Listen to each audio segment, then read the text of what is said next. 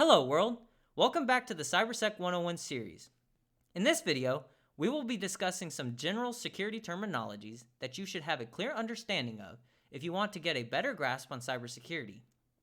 By comprehending the broader terms explained in this video, we will be answering questions such as what are you protecting, what are you protecting from, and how are you protecting from.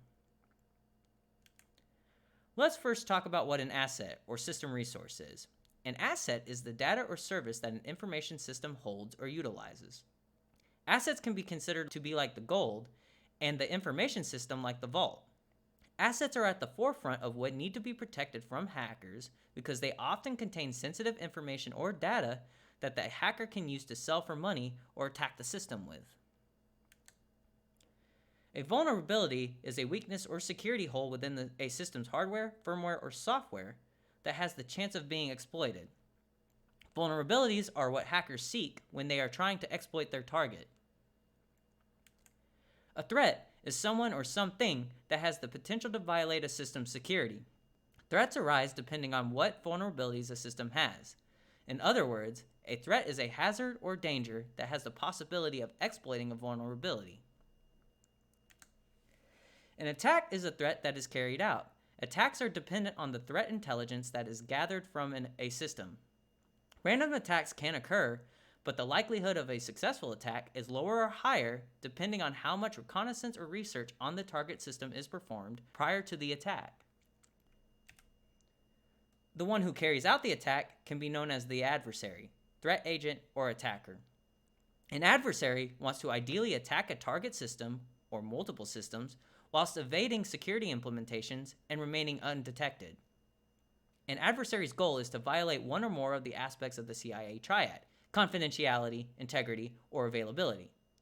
Some examples of common breaches of the CIA triad that an attacker will focus on include, but not limited to, data exfiltration, which causes leaks, system sabotage, which causes data corruption, and denial of service, which causes unavailability, respectively.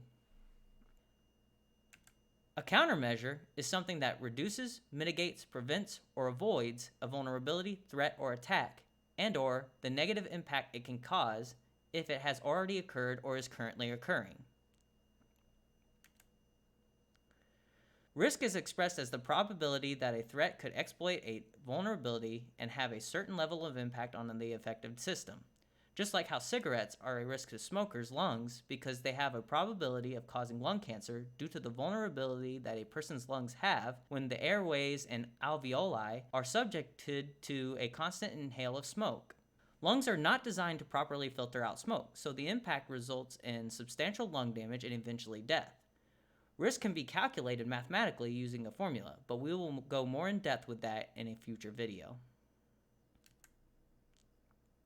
Security policies are rules and guidelines that are enforced to regulate how a system or group supporting the system will protect critical system assets. The policies themselves cannot protect a system. That is left up for the team, often referred to as the security team, to deploy and configure the procedures and processes necessary to enforce the policies.